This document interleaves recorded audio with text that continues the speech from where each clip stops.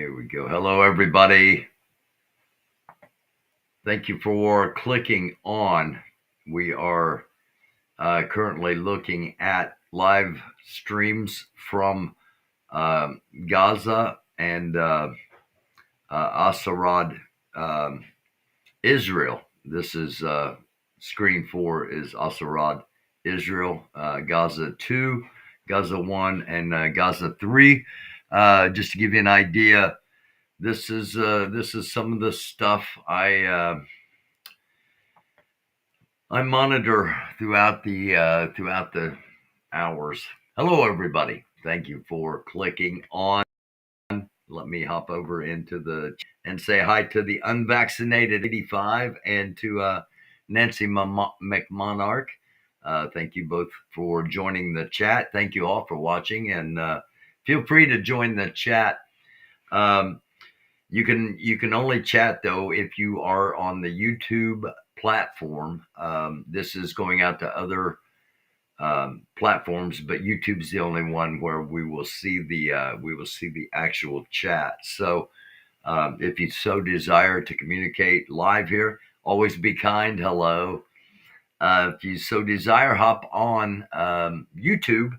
Look for American Doofus channel, and you'll see that we are live, and we're just getting started here on a Sunday. We're going to do a brief, the latest in information that we have, and want to remind you, Chris will be joining tomorrow night. We're going to be doing Monday, Wednesday, and Friday at 9 p.m.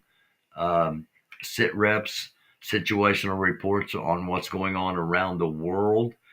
And for those that don't know, Chris is a former DC cop.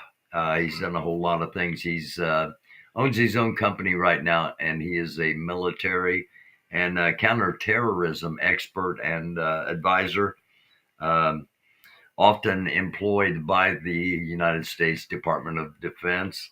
So he's seen a lot, he knows a lot, has a lot of information. In case you're just joining and the first time you've seen me, my background is in government, politics, religion, and the media.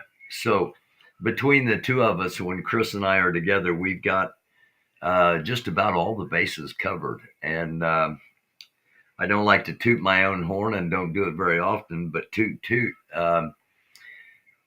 We tell you things on the show, and then maybe 3 days later, maybe a week later, it might pop into the mainstream media as like, oh my gosh, who would have known? An example being that we reported that the carrier group Eisenhower was going to be leaving port soon and heading to join the Gerald R. Ford in the Eastern Mediterranean. And I think either yesterday or today it became kind of official news. Nancy McMonarch was just discussing with my 88-year-old daddy how fortunate we both feel to be alive this evening. Excellent. That's a great way of looking at things. Every day's a great day to be alive. And who knows how many we all have left? You never know. You know, Chris mentioned that the other night. When it's your time, no matter where you're at, no matter what you're doing. You're not going to avoid your time when it is your time. So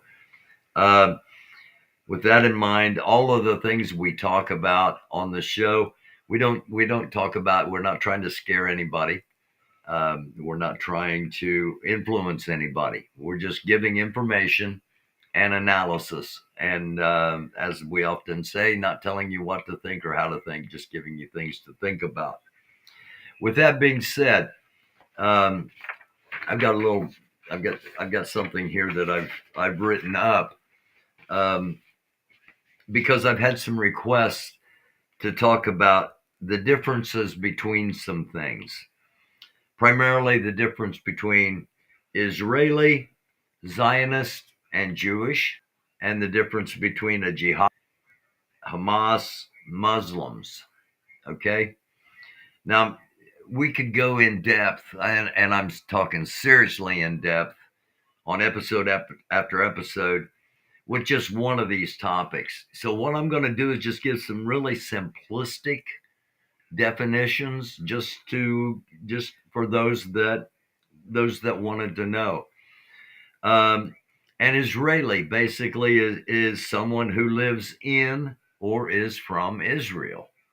Now that could be an Arab. Okay, it doesn't make it there. It's a term for those that are from Israel. They are considered Israelis. A Zionist. Um, for that, what I wrote down is a political view that all Israeli territory should be Israeli only. Um, and a lot of the Zionists want the Palestinians removed. We're going to take a quick look at what Wiki says. Wikipedia says Zionism, a movement that emerged in the 19th century, so the 1800s, to espouse support for the establishment of a homeland for the Jewish people. Again, remember, Israel wasn't proclaimed until 1948. So in the 18th century, Zionism kind of sprung up, trying to establish a Jewish homeland, a region roughly corresponding to the land of Israel. Following the establishment of Israel, Zionism became an ideology that supports the development and protection of the state of Israel. So that is the official definition of what a Zionist is. What does it mean to be Jewish? Jewish is religion. Jewish is a faith based on the Old Testament of the Bible. There are differences between the three. You can't automatically say someone is Jewish, and if you're Jewish, you must be a Zionist, or you're Israeli, and if you're Israeli, you must be a Zionist. And you're going to hear those three terms a lot. Now, what nationalities? Well, as far as the religious Jewish person, they come in all nationalities. A lot of Russian Jews, a lot of European Jews. It doesn't make them Israeli if they're Jewish, because they may not be living in or from Israel. All right, there are differences, but as far as nationalities, there are Jewish people literally all around the world. All right, now the other three topics. The other three. What's a jihadi? Simply, anyone that wants to commit jihad is a jihadi. What is jihad? What is jihad? Jihad is the killing of the infidel in honor of Allah. The idea that the entire world will either be Muslim, and if you're not Muslim, you're going to be dead. The Hamas term you've heard probably more than you ever anticipated you would.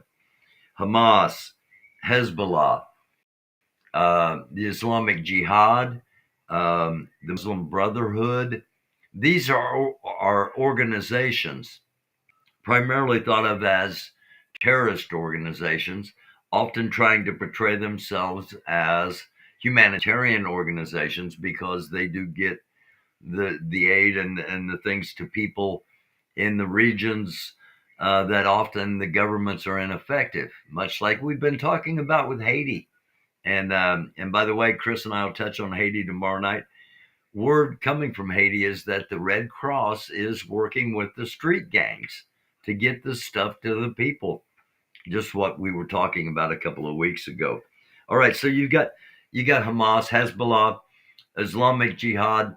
Those are some of the groups you're going to hear about. Muslim Brotherhood. There are many more. ISIS, ISIS-K. There. What else have Chris and I touched on? I can't remember the name of the organization, but Um, they're down in Libya. Anyway, this is a difference, okay? Because while they are all lumped in as terrorists, not necessarily are all of them freedom fighters or terrorists. Again, it depends which side you look at, who's the good guy and who's the bad guy. And as I've said, when all this comes out, as far as Israel against Palestine, you're going to find out there's a whole lot of bad guys on both sides. But that's the difference. Hamas isn't necessarily trying to enact jihad on the entire world, even though the former leader made some mention to it, even though there was a day of jihad declared, a day of rage declared. There hasn't been that brutal killing indiscriminately that everyone anticipates when a jihad is enacted. All right. Thankfully. Now, those are organizations. Jihadi is an individual.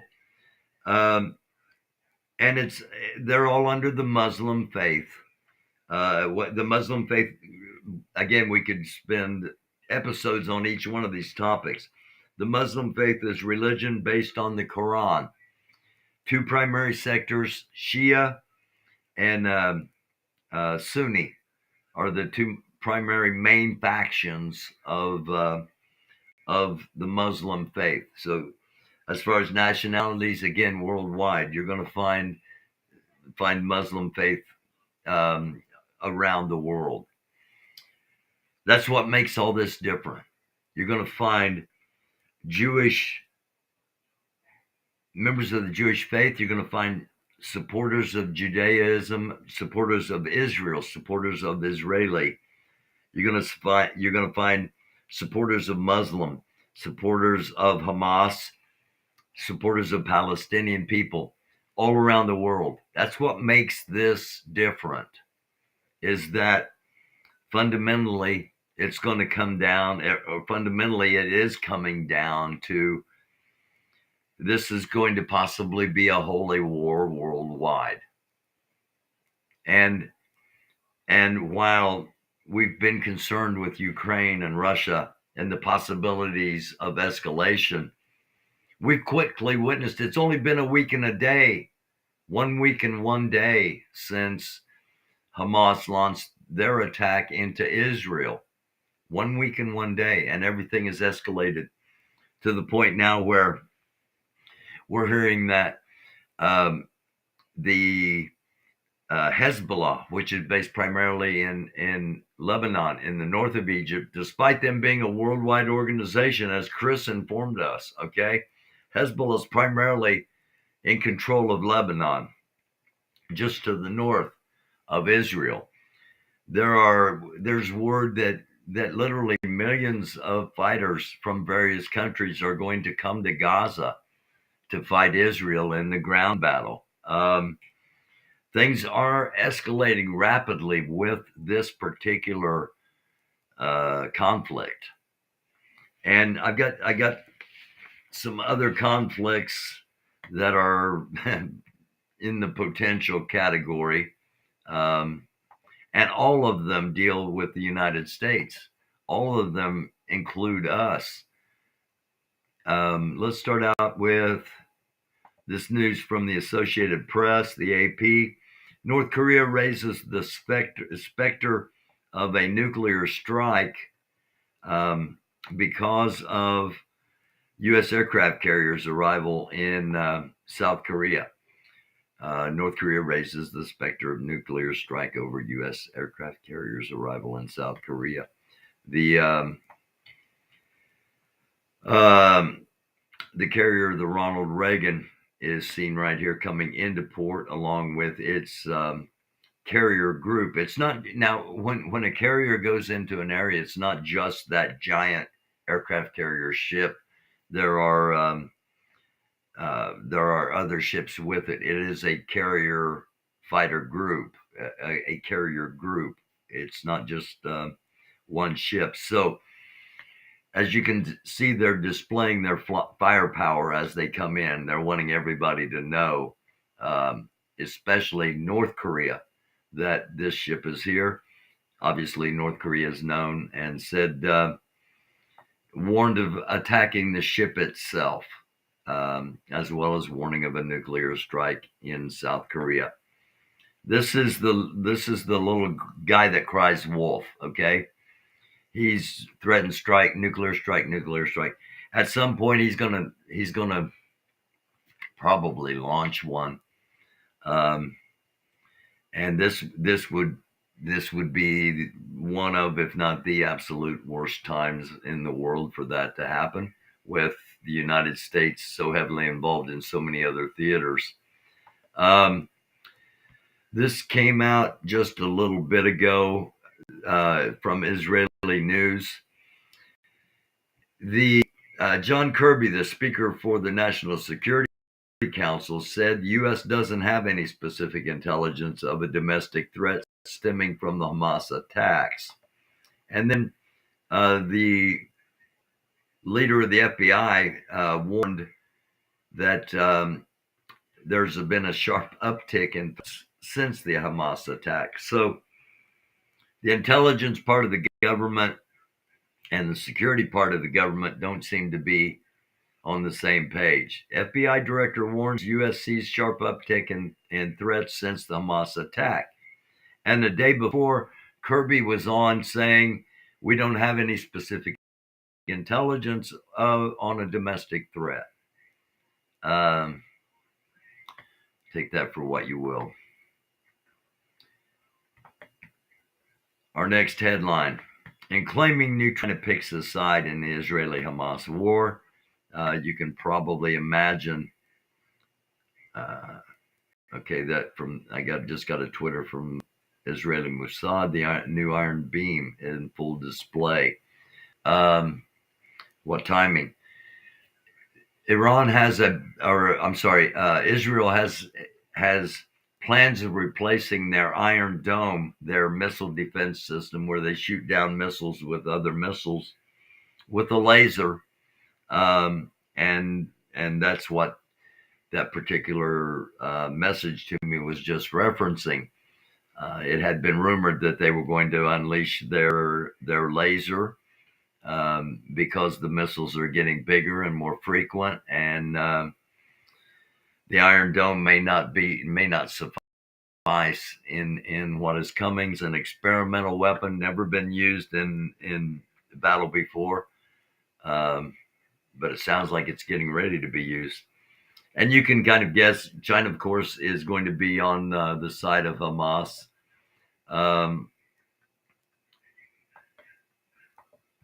When the nuclear-powered aircraft carrier Ronald Reagan arrived in Korea, neighboring countries are furious. That's just kind of a follow-up to what we were talking about. U.S. nuclear-powered aircraft carrier Ronald Reagan docked at the Busan operational base on the 12th of October.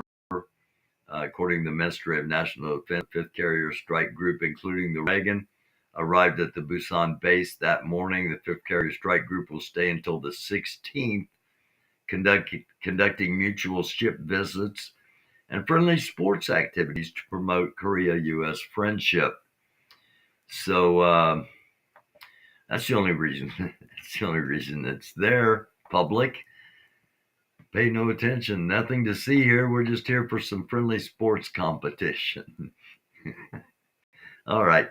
Chuck Schumer, who was in Israel today, was rushed to a shelter when rockets from Hamas were sent towards Tel Aviv. This came in 7 hours ago, and it's from The Hill, I believe, is the source. Yeah. So Chuck knows it's real. Again, this comes in from Reuters. Our headline, conflict in the Middle East could escalate, U.S. officials warn. Duh. We've been telling you that. We've been telling you it's coming. We've been telling you how it's going to escalate. We've been telling you what's coming, and what's coming is just plain not good. Pay attention tomorrow night if you would. 9 o'clock, Chris will be joining us. Lindsey Graham The senator that has some suspicion about him, he was warned Iran over the Israeli-Hamas conflict. He says, if you escalate this war, we're coming for you. All right, this was in USA Today 6 hours ago. First of all, Lindsey Graham isn't going for anybody. Lindsey Graham's not going to leave his uh, plush surroundings. And really, I prefer if Lindsey Graham didn't come out and give any kind of statements, but specifically in regards to where our service members are potentially going to be involved. Um, he is right if it does escalate. As I've said, we're there to try to contain it. We want this to stay contained to Israel and Palestine, and even though it's already spread, we don't want big players involved, and that primarily that's China, Russia, and Iran, and that's why we've got um, so much deterrent there. We've got B-52 bombers in the area. We've got um, E-35 or F-35E Eagle nuclear capable fighters in the area. We've got the largest warship in the world just off the coast. Um, we've got a big force deterrent, if you will. And again, we just showed you what we're showing North Korea and South Korea, another deterrent. You know, we are getting spread thin. Do not discount that. But at the same time, um, we still have an incredible, um, we still have an incredible fighting machine as far as the United States military goes. Um, U.S. presses Arab leaders to help prevent escalation. Again, escalation is something nobody really wants, but it's not going to be stopped. As soon as Israel starts its ground incursion, that domino knocks over other dominoes, and other countries will get involved. And if other countries, independent, non-government organizations, um, militias, um, Muslim militias primarily, will get involved. And as much as we'd like to prevent escalation, I just don't see any way for it to happen, for it not to happen. As far as when the ground incursion comes, um, Israel gave the citizens of northern Hamas 24 hours, or northern Gaza 24 hours to get out. Um, they have not gone in since that time. Word I had was that the special forces of both Israel and the United States are trying to get hostages out. 137, I believe, is the alleged number of Israeli hostages, between 20 and 50 Americans. Um, and with the tunnel systems that are reportedly underneath Gaza City and northern Gaza, um, with probably the hostages are with the absolute most fanatic of the Hamas, and therefore constantly in danger of, you're with a whack job that does not care about you. Um, they're not going to be in one place for a long period of time, probably not even a whole day in one location. They're going to constantly be moved. What I'm telling you is what Chris has told me about counterterrorism. All these things I said, is this what's going to, yeah, exactly. So and we're just being real. The odds of hostages coming out of this are very slim. But that's what word I'm getting is special forces are trying to do that if at all possible, and exhaust every measure possible to try to save lives before they go in. But they are going in. All right. If they don't go in, look for them to pull back. If you start seeing them pull back, it's because a nuclear strike's coming. And again, not trying to scare anybody or anything like that. Just being real. Just analyzing how things are. Majority of Americans say Israel's response to Hamas attack is justified. Comes in a CNN poll. Again, the hearts and minds. The reason I included this, the hearts and minds of people when you are getting ready to do something historic. That's what we're dealing with. We're dealing with the potential for historic measures. Chris and I have talked about white phosphorus being used by Israel. United States came out today and said we do not, we are not redlining was the term used. We're not redlining the use of anything by Israel. It means basically Israel's free to do whatever they want. Last episode we talked about on Friday night, Israel had the green light as far as who to attack, who the threat was, and it was not limited geographically, meaning wherever Israel felt like they needed, whatever Israel felt like it needed to do it. And then supposedly behind the scenes, we're trying to get Israel not to just randomly butcher innocent women and children and civilians in Gaza. So we've got what's known as a juxtaposition of things on our hands, and a majority means 50 plus one. So this is not all Americans supporting or saying it's justified, but according to CNN poll, a majority indeed. Anthony Blinken, Secretary of State, says Arab states don't want spillover from the Israeli-Hamas conflict. Keep in mind, this is always all about money. And this conflict has the potential to really mess up a lot of money, specifically big oil money. So, of course, they don't want that. And that's what they're going to tell us. Meanwhile, all these Arab states are also Muslim states. Refer back to the beginning, okay? They're all Muslim states.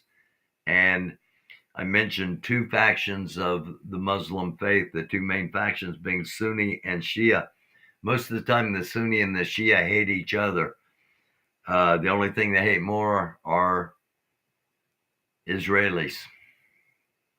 So, and that includes Palestinians, because a lot of, there've been a lot. Why won't other countries take Palestinians?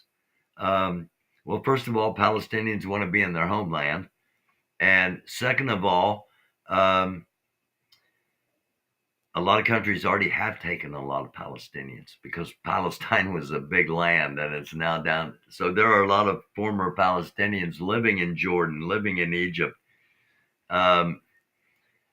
living in these neighboring countries that are wanting this not to escalate, while their populations are going to be demanding that it escalate, is what I'm trying to get to, in my opinion. All right. I'm trying to get done in a half an hour. And of course, we get a commercial here. Watch NFL games. All right. Chris and I have been talking about Africa before this all kicked off. President Tinubu from Africa has asked the Supreme Court to reject Atuki's his adversary's new evidence. The new evidence being that the guy has used multiple identifications. He's used multiple false IDs. He's been involved in narcotics trafficking. He forged documents in college. He had somebody take his test for him. He sounds like another person that assumed the presidency. Anyway, this guy's trying to get the Supreme Court to back him back an illegitimate presidency. Chris and I have been talking about it. It's back in the news. It's going to be back in the news. We'll talk about it a little bit tomorrow night at 9 p.m. Because Nigeria is the most influential country in Africa. All right. It's probably the richest. I'm not sure. But without a doubt, as Nigeria goes, a vast region of Africa follows. So it's imperative that we keep an eye on this, and we're going to keep an eye on everything, so you don't have to. But we'll be talking about those things tomorrow night. Israel tells 155 families their loved ones are Hamas hostages. So I was wrong. I said 137. This came in 2 hours ago. 155 in, and Senator Graham issues a warning to Iran. We've touched on that. Okay, the latest headlines: Islamic Jihad issues a threat to Israel. Iran's president speaks with leaders from Hamas and Islamic Jihad. This came 5 days ago. Inside the arsenal, Iranian-sourced weapons used in Hamas. Al-Quds brigade. Spock warns Zionists against attacks in Israel and abroad. Chris has been talking to us about that too. Friday night, we, the more this escalates, if you are a U.S. citizen abroad that happens to be watching, get home if at all possible. It's safe here at the moment, relatively speaking, and you're simply because you're going to stand out like a sore thumb in other countries, and there'll be people that hate you just for where you're from, and will smile, and as soon as you walk away, we'll be calling authorities or nefarious people and letting them know where you are potentially. Netanyahu tells infantrymen the next stage is coming, quote unquote. This comes from MSNBC, and this came in yesterday. So the next stage is coming. Weather was the official excuse used for the delay, but it's the weather wasn't and isn't that bad. Again, General Twitty, speaking on MSNBC, confirms that Netanyahu has told the infantry that the next stage is coming, and we'll go full circle and end back where we started. Still nighttime in Gaza. Around midnight, our time, actually between 12:30 and 1 a.m., is when daybreak starts to happen across the area. Again, you can see this is Ashad, Israel, the beach with the Eastern Mediterranean out here, and monitoring 3 different views and angles and directions in Gaza. So hit to subscribe if you would, please, and if you haven't, and hit that notification bell, even if it's temporary, because if something does break out, we'll be on live. It's been kind of crazy. Some pretty big things have happened when we were broadcasting live, including the Russian invasion of Ukraine. We happened to be live as that was going down. So I'm anticipating this happening within the next couple of days. I didn't think it would happen Saturday because of it being the Sabbath, even though Sabbath in the Jewish faith, even though every Israeli is not Jewish or a particularly practicing member of the Jewish faith, they honor it. And so I figured sometime after 7 p.m. on Saturday, it would be any moment after that. I didn't necessarily look for that. Then when it didn't happen at daybreak, which I anticipated it happening, and the reason I'm anticipating it happening at daybreak is because fighting in a city is incredibly difficult. Urban combat, fighting in a city at night, even though you may have night goggles, you may have optics that give you an advantage. Fighting in an urban terrain at night is the worst of worst situations, more than likely. So um, they do a lot of bombing at night. You hear, and I didn't have the audio all the way up, but you hear drones that are constantly monitoring, and you'll hear an occasional of a jet fly in, and you'll see an explosion in the distance. Um, and as those increase, the more the bombing increase, there will be, I imagine, a period of massive bombardment, followed by heavy artillery, followed by heavy machinery, tanks and bulldozers as the infantry comes in. So it's not going to be something that will go unnoticed. And as soon as we're aware of it, we're going to hop on the air and start covering it live. And I hope you will join us. I thank you for joining us now, and whether it be live or at your convenience. Greatly appreciate you giving us some time here. Chris will be with me tomorrow night, World Set Rep, starting at 9 p.m. Eastern Time. We're going to do it Monday. We're going to do it Friday, Monday, Wednesday, and Friday, as long as things stay as hot as they are. And again, we're not anticipating anything other than escalation, and hopefully it is at a gradual pace. But we're a week and 1 day into this, and it's already rapidly, the train is rolling, and we'll soon be going off wheels or going off track. Little Aussie reference there. I wasn't planning on it. It just kind of happened. So again, thank you for being here, and be with us tomorrow night at 9 if you would.